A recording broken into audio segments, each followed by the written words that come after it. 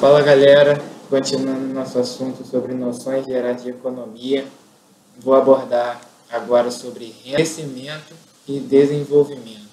Parece ser a mesma coisa, mas não é. Quando você fala de crescimento, você está falando de simplesmente os valores agregados de renda, de produto interno bruto, que a gente vai falar um pouquinho depois.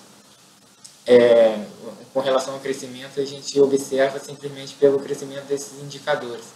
Mas com relação ao desenvolvimento, a questão é mais profunda. Quando eu falo de desenvolvimento, eu já estou falando de um ambiente propício a isso, que aí já tem um crescimento na educação das pessoas, tem um crescimento na saúde, na segurança, no transporte, e desenvolvimento já vai além dos números.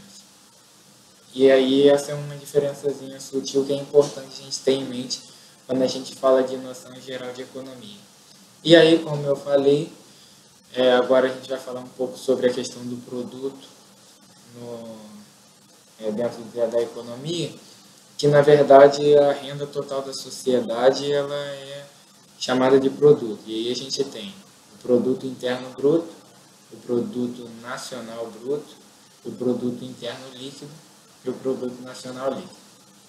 Com relação ao produto interno bruto, a gente tem que considerar todos os produtos finais realizados dentro de determinado país.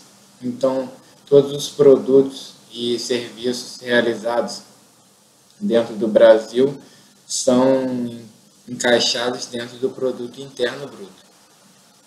E aí, dentro do produto interno líquido, a gente tem o produto interno bruto deduzido da depreciação desses ativos fixos que foram produzidos aqui no Brasil. Então, a gente tem um valor um pouquinho menor do que o produto interno bruto, porque aí a gente sabe que os bens eles sofrem depreciação, que é uma queda do seu valor ao longo do tempo, e a gente vê isso muito dentro da contabilidade.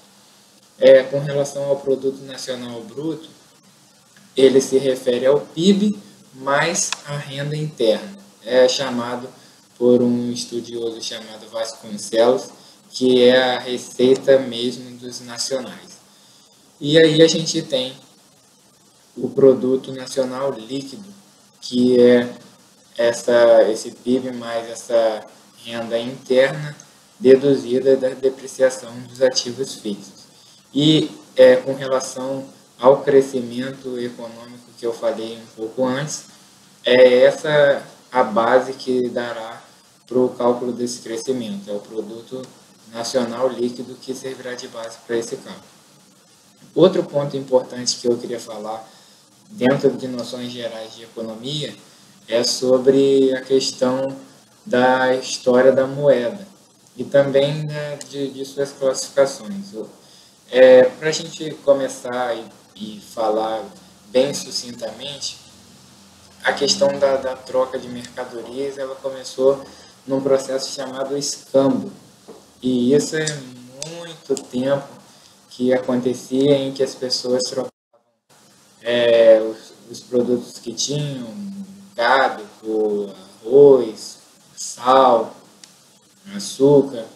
E aí algumas palavras até vieram desse período, como a palavra salário, ela vem do sal. Então a gente vê muito a questão evolutiva em que os traços do passado ele sempre vai deixando alguma marquinha. Com relação à evolução desse histórico, a moeda ela começou a ser fabricada logo depois que houve a possibilidade de troca com os metais, e aí a utilização de metais com relação a instrumentos de troca já facilitou bastante essa questão de comparação por pesos e, enfim. Logo em seguida começou-se um processo de estampar alguns rostos dentro das moedas, a questão do valor que ela tinha. E aí, hoje a gente sabe que cada vez mais surge o papel moeda, e aí essa questão é algo muito mais recente, que aí a moeda ela já está dentro do seu valor agregado. E aí, com relação à classificação da moeda, a gente tem 3 classificações, que a gente chama também de função. Na verdade, são funções da moeda.